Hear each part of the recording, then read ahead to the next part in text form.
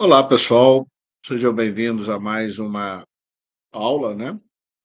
Vamos finalizar essa etapa importante da história da ciência, que é o Renascimento, né? Vou compartilhar a tela aqui.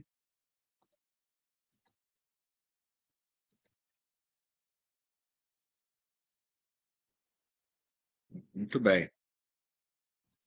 Então, nós estamos falando desse período importante, né, que vai do século XV ao século XVII, período conhecido como Renascimento.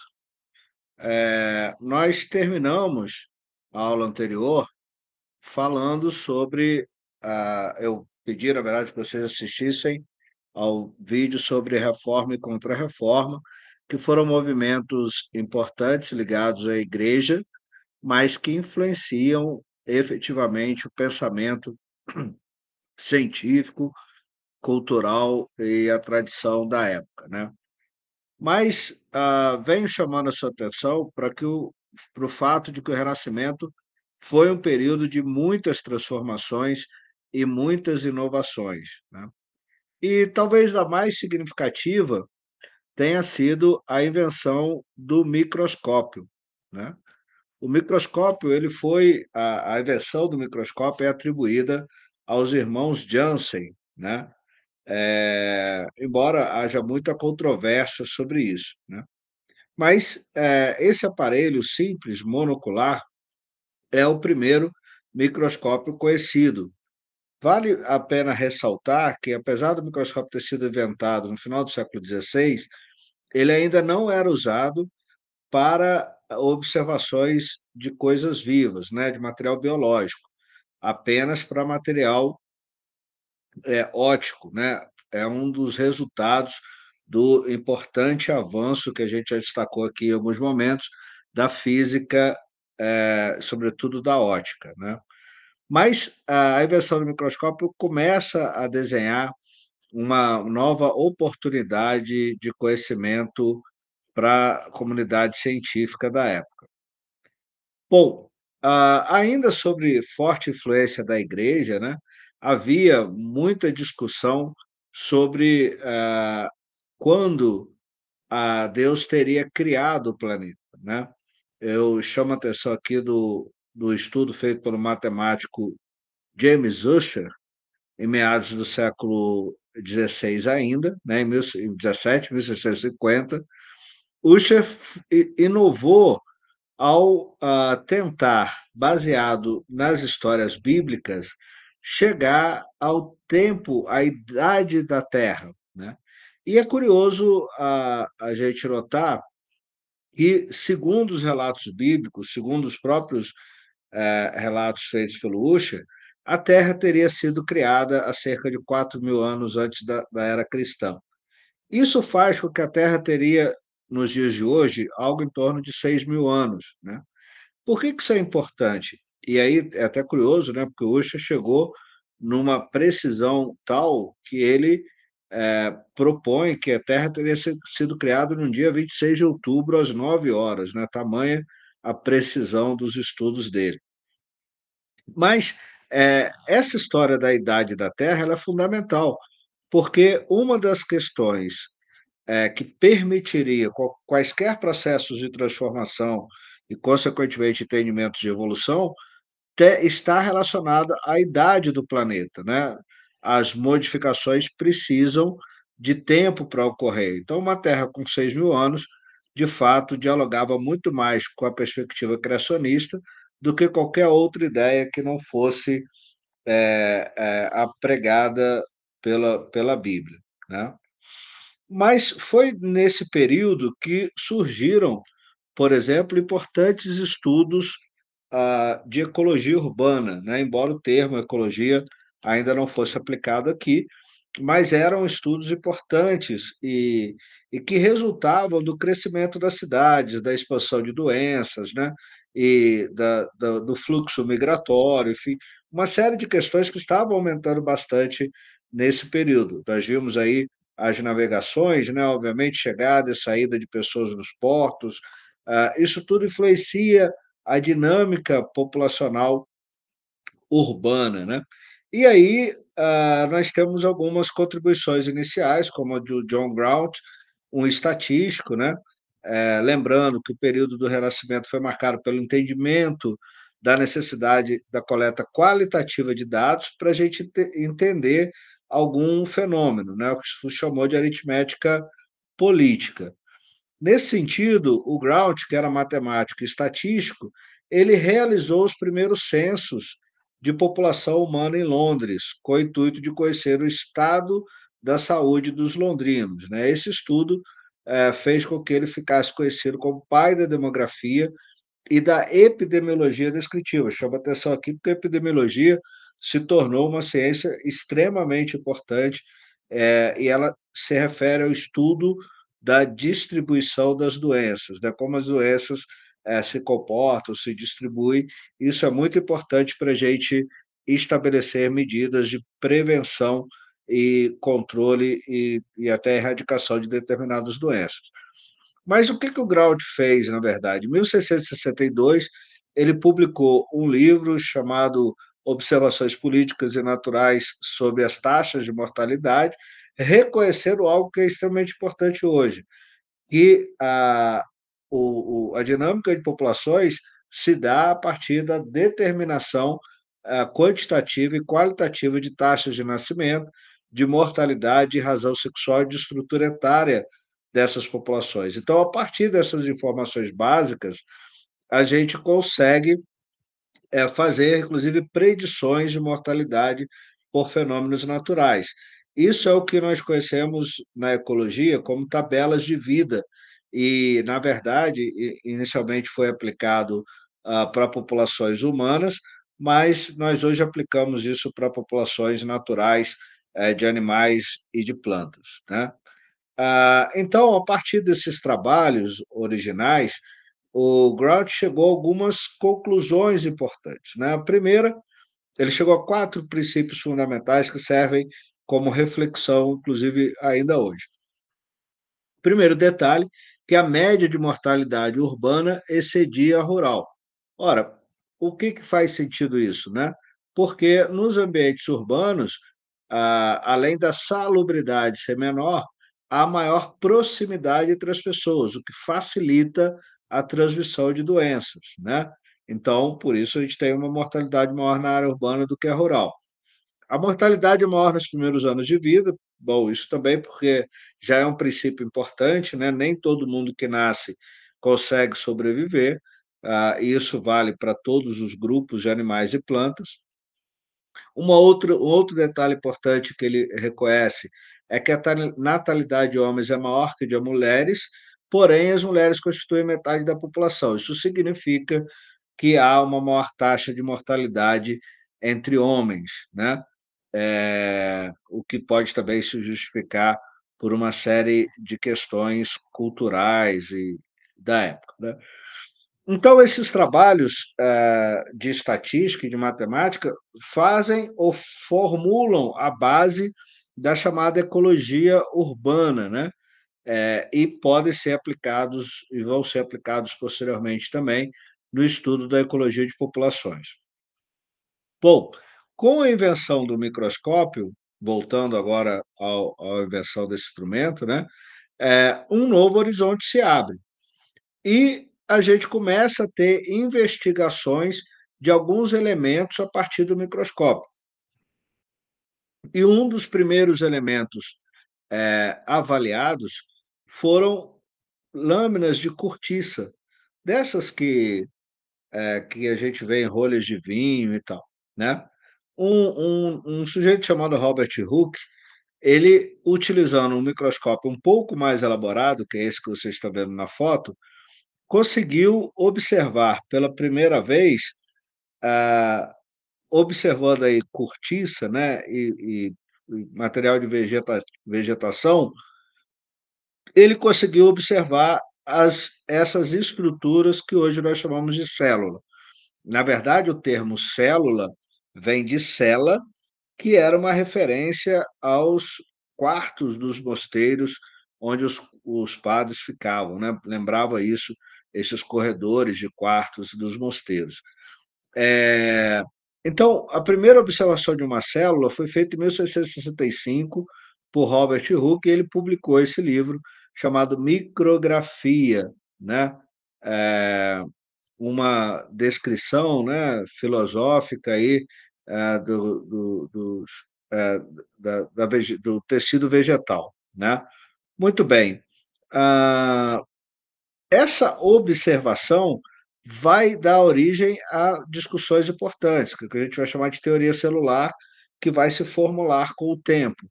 É claro que existe uma questão que é importante vocês lembrarem sempre, que ciência e tecnologia caminham juntas, né? A ciência promove novas tecnologias e com novas tecnologias a gente avança na ciência. É uma sinergia importante. Então, a teoria celular começa a ser formulada a partir do conceito de célula ou da publicação da existência de células em 1665 pelo Robert Hooke. Mas havia nesse período ainda uma forte influência, nós já vimos isso também, das ideias da Grécia Antiga. E lá na Grécia Antiga, uma das percepções importantes era da geração espontânea, ou seja, que é possível surgir vida a partir da matéria em decomposição ou até mesmo da matéria bruta. Então, havia algumas percepções, como seria possível surgir larvas de carnes em decomposição, surgir vermes a partir da crinas de cavalos, de que sapos, ratos e insetos surgiam a partir de lodos, e até mesmo que algumas espécies, como parasitas e ratazanas, não teriam sido criados por Deus, afinal, causam mal ao homem, que seria a imagem e semelhança de Deus, então, obviamente, não faria sentido Deus criar algo que faça mal a ele mesmo. Seriam obras, então, do diabo.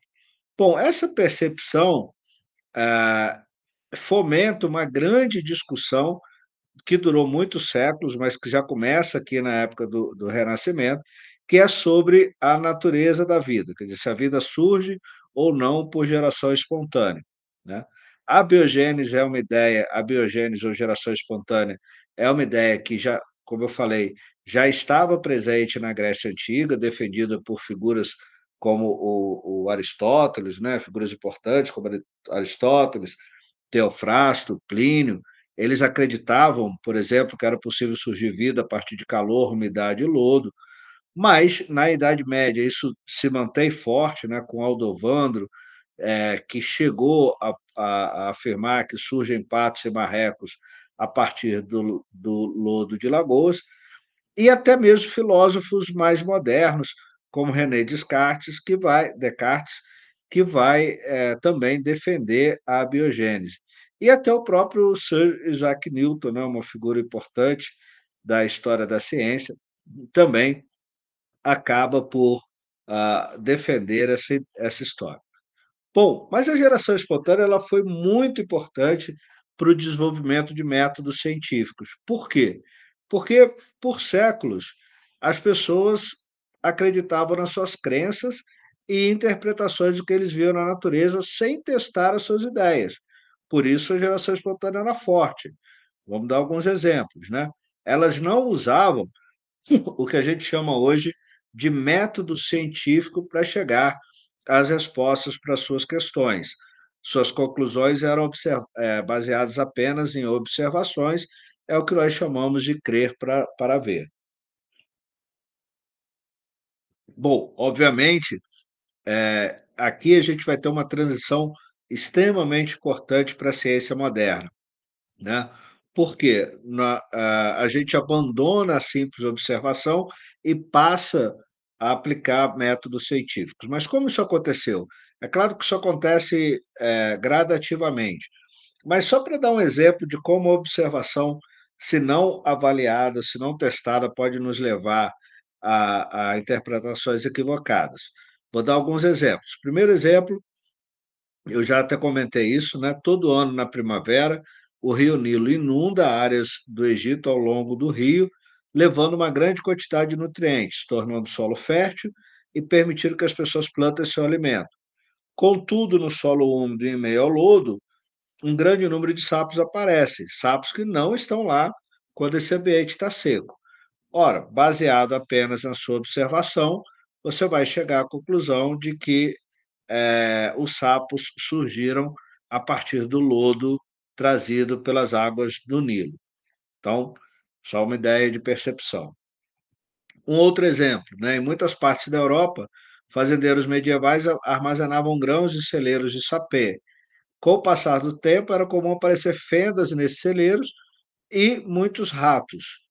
Uma outra conclusão óbvia, né, de que os ratos surgiam a partir dos grãos, né, por transmutação. Uma terceira um exemplo, né, em cidades do século XIX, não havia esgoto, reservatórios de lixo, eletricidade e refrigeração. O esgoto fluía nas ruas e facilmente se misturava com comida armazenada. Muitas cidades, então, não tinham grandes quantidades, então tinham grandes quantidades de ratos que transmitiam doenças como a peste bubônica. Mais uma conclusão, se baseada apenas na observação, né, de que a grande quantidade de ratos era proveniente do esgoto e de restos de comida. E o quarto exemplo, né, antigamente não haviam refrigeradores e era comum, principalmente no verão, a carne armazenada ficar repleta de moscas. A conclusão é de que essas moscas eh, seriam originadas a partir da carne exposta ao sol.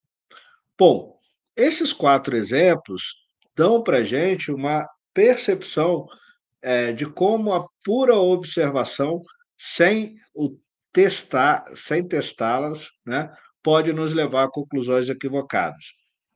E a biogênese é um exemplo muito rico disso, né? Como a gente viu nos exemplos, ganhou muita força no século XVI, ao ponto de ah, um pesquisador, né, não sei nem como classificá-lo, mas enfim, um naturalista chamado de Baptiste van Helmont. E é importante, minha dificuldade de identificar para vocês é porque não existiam profissões igual existe hoje, né? Físico, biólogo, matemático. Na verdade, as pessoas faziam um pouquinho de tudo. O Helmut chegou a publicar um livro em que ele ensinava a produzir animais por abiogênese, né? Tem alguns trechos aqui, ó. Se comprime uma camisa no orifício de um recipiente contendo grãos de trigo, o fermento que sai da camisa suja não modifica o contorno do grão, mas dá oportunidade à transmutação do trigo em ratos após cerca de 21 dias. Veja que ele chega a falar do tempo, né, em que essa transmutação ocorreria. Né? Ele chegou também a dizer que um prego colocado em um tijolo junto com a erva de manjericão seca exposta ao sol daria origem a escorpiões. Vejam bem, se as pessoas fizessem isso sem nenhum método, né, apenas baseado na observação, muitas vezes dava certo, o que reforçava a ideia da biogênese ou geração espontânea. Né? Ele também afirmava que um touro, se você matar um touro jovem e enterrá-lo em posição vertical, deixando os chifres expostos, depois de um mês surgiria um enxame de abelhas sobre o defunto. Né? Também uma percepção importante a partir da mera observação e da conclusão, que é o que nós chamamos de crer para ver. Se eu acredito, eu acabo enxergando esse fenômeno.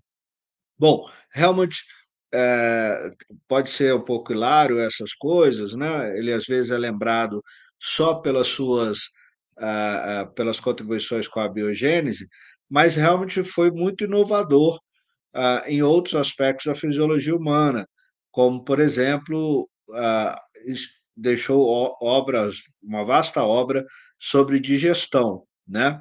E que, segundo ele, já é auxiliada por um reagente químico, né?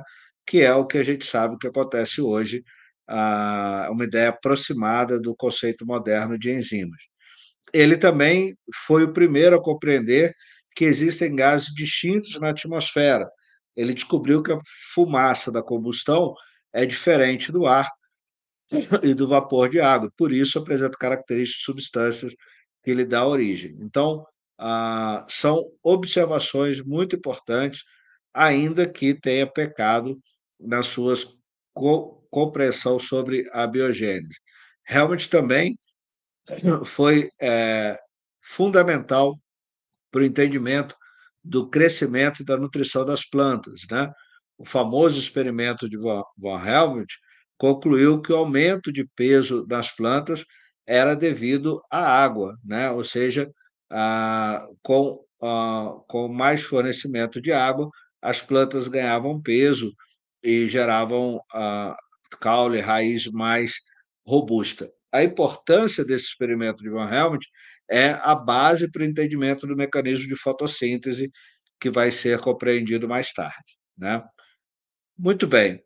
E até hoje a gente pode cair em armadilhas, né? Principalmente se a gente se basear apenas em culturas populares, né? Em conhecimentos práticos. A natureza ela é extremamente diversa e pode nos levar a interpretações equivocadas. Se você olhar essa foto, por exemplo, não sei se vocês conseguem ver aí duas aranhas, né? Uma grande, colorida e amarela, e uma pequenininha, um pouco alaranjada. Durante muitos anos, a gente imaginou que isso eram adultos e filhotes, ou então que eram espécies diferentes, sendo a pequenininha uma espécie parasita da teia da maior. Mas, na verdade, o que nós estamos vendo são macho e fêmea da mesma espécie, né? Esse é um fenômeno que é muito comum na biologia, né? Chamado dimorfismo sexual, em que a fêmea chega a ter 25 vezes o tamanho e o peso do macho, e o macho é bem menor, né? Também, quem nunca ouviu falar na história de que o escorpião é capaz de se suicidar, né? Projetando a sua pinça, né? Injetando veneno em si mesmo. É claro que isso não faz sentido, né? Muita gente acha que se colocar fogo ele se suicida, mas na verdade o que acontece é uma desidratação quando esse animal é exposto ao fogo, né? Um artrópode tem exoesqueleto como os escorpiões, chegam a ter 90% do corpo formado por água. E aí ele acaba murchando mesmo, né? Desidratando, dando a impressão de que ele está projetando a sua cauda sobre o tórax, o cefalotórax, o que não é verdade, né? Mas é, mais uma vez, um equívoco a partir da mera observação, sem testar a sua hipótese, né? A sua ideia.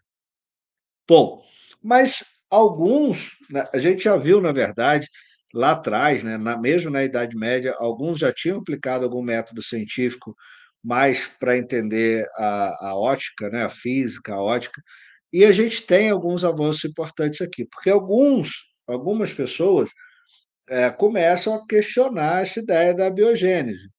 E o mais clássico deles, né, que teve o mais clássico experimento a respeito, foi o Francesco Redi, que viveu entre 1626 e 1697.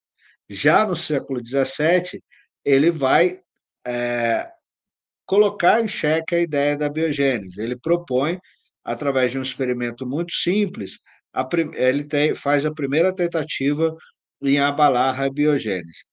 Mas é importante a gente entender que o Redi, né, estava nesse período de renascimento, o nascimento da ciência, ele é então um dos primeiros a empregar o método experimental.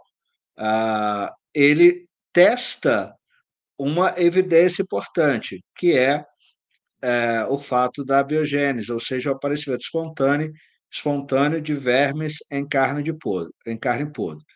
Mas antes de eu falar do, do experimento, bom, na verdade, o experimento dele, ele criou uma hipótese, né? Desculpa aí, deixa eu retomar aqui. Criou uma hipótese que era que aqueles vermes que surgiam na carne em putrefação, na verdade, seriam larvas, um estágio de ciclo de vida das moscas, né?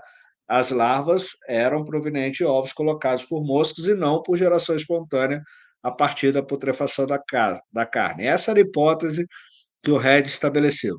E de onde ele tirou essa ideia? Aí que vem a importância da leitura, né? De se estudar, de ler bastante. Red, ao avaliar textos gregos, o que era extremamente comum no Renascimento, ele vai se deparar com um poema épico Ilíada, de Homero, dos séculos 8 e 9 antes da era cristã, em que lá Homero diz: porque no canto 19 da Ilíada, Aquiles teme que o corpo de Patroclo se torne preso de moscas, porque ele pede a Teste que proteja o corpo contra os insetos que poderiam dar origem a vermes e assim corromper a carne do morto. Ou seja, ele teve uma percepção de que alguém lá na Grécia Antiga já tinha a leitura, né, a percepção de que ovos colocados por moscas poderiam originar vermes a partir de corpos em putrefação. E ele apresenta suas ideias, então, no livro Experimento acerca da geração de insetos, né, publicado no século XVII. Né? É, não, não. Então aí o Red vai fazer um parênteses aqui, porque o Red vai aplicar o que a gente chama de método científico, né?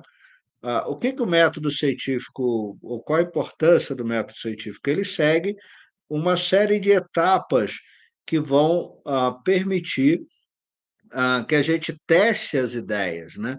Ou seja, as ideias devem ser testadas antes e aceitas depois. É uma inversão, né? Em vez de ver para crer, ou melhor, a gente estabelece o ver para crer ao invés do crer para ver. O método científico nada mais é que uma sequência de etapas que nós usamos na ciência como um todo para entender ou para testar as nossas hipóteses. Então vamos lá.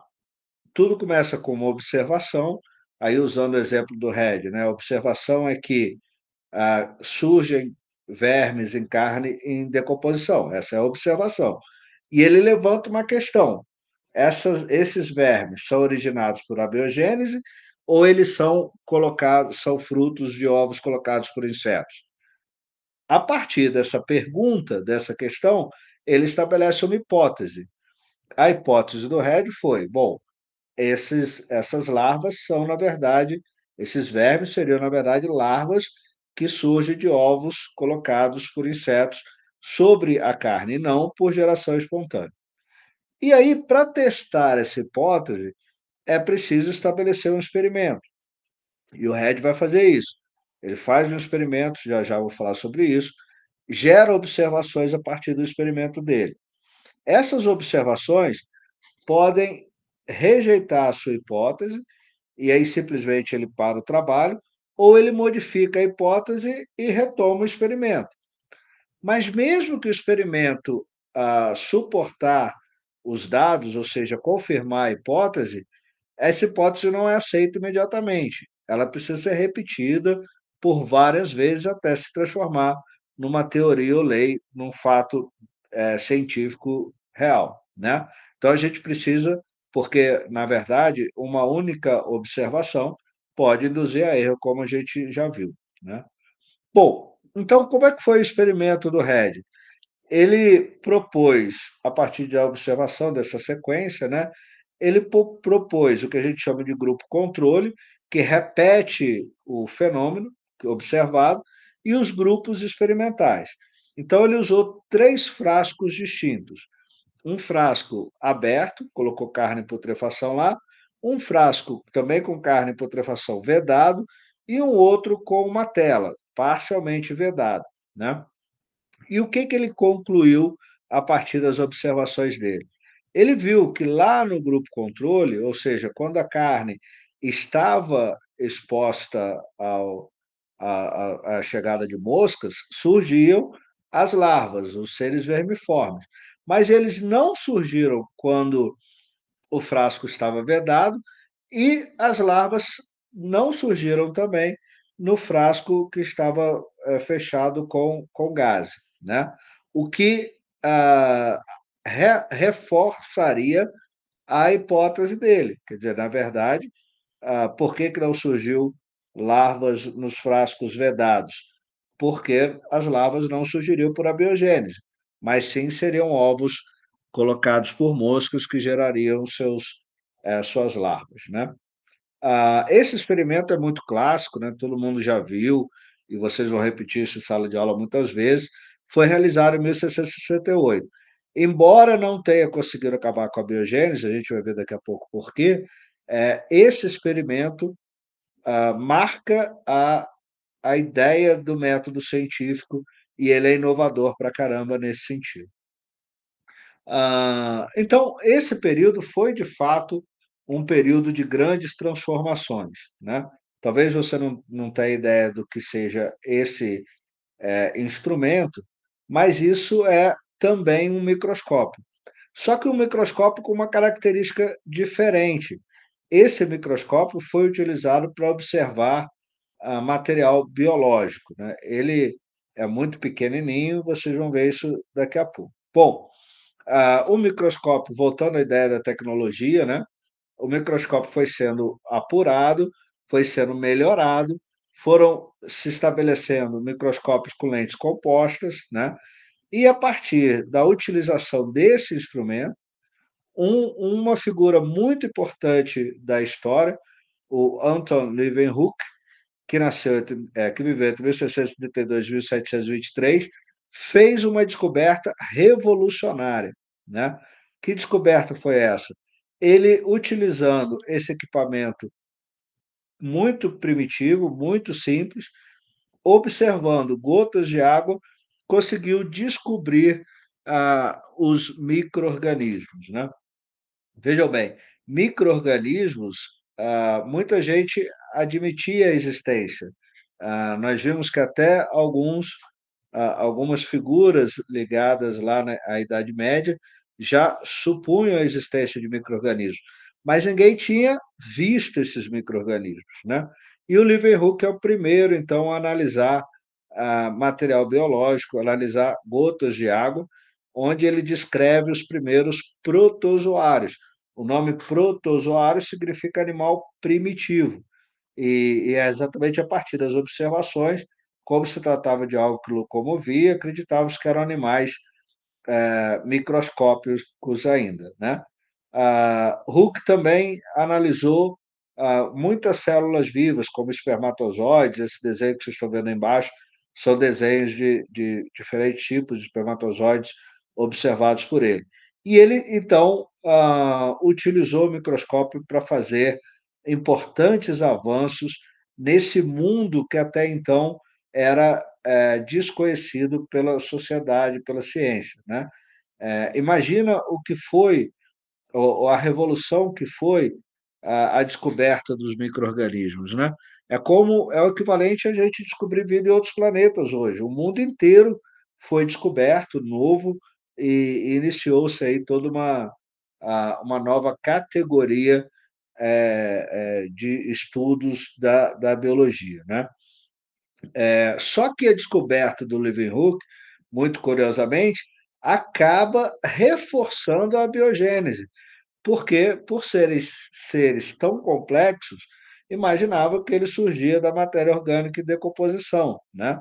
O Leeuwenhoek chegou a dizer, né: "Essa diminuta e desprezada criatura já nasce provida de perfeição, tão grande sua categoria quanto a que se observa em qualquer animal maior". Ou seja, ele não conseguia observar nos micro-organismos o processo de nascimento, crescimento, e então ele achava que ele surgiu por geração espontânea na água estagnada, e aí a biogênese acaba ganhando força, né, e acaba sendo, fortalecida a partir desse importante avanço, do Leeuwenhoek, né. Leeuwenhoek também foi responsável por estudos sobre os primeiros estudos sobre cadeias alimentares e regulação de populações. Então deu uma grande contribuição, pra a ecologia também, né. Então, chegamos aqui ao fim do século 17,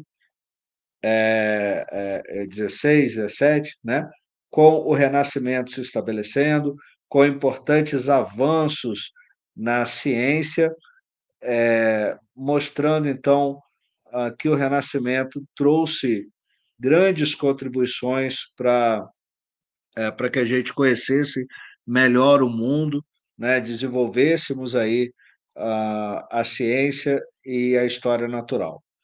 Então, pessoal, Por hoje é isso. Leia o texto que a gente colocou aí também, né, e vamos em frente, começamos um novo período na próxima aula. Na semana que vem, já aproveitando, né, nós vamos deixar os links dos trabalhos feitos por vocês, para que todo mundo possa assistir as apresentações que foram produzidas por cada um dos estudantes da turma, tá bom? Então, semana que vem eu não vou postar aula, não vou gravar aula, mas vou deixar o link, vou dividir nos 2 dias, né, para não ficar muito, os links das aulas que o pessoal gravou aí como resultado da primeira atividade. Um abraço, até lá.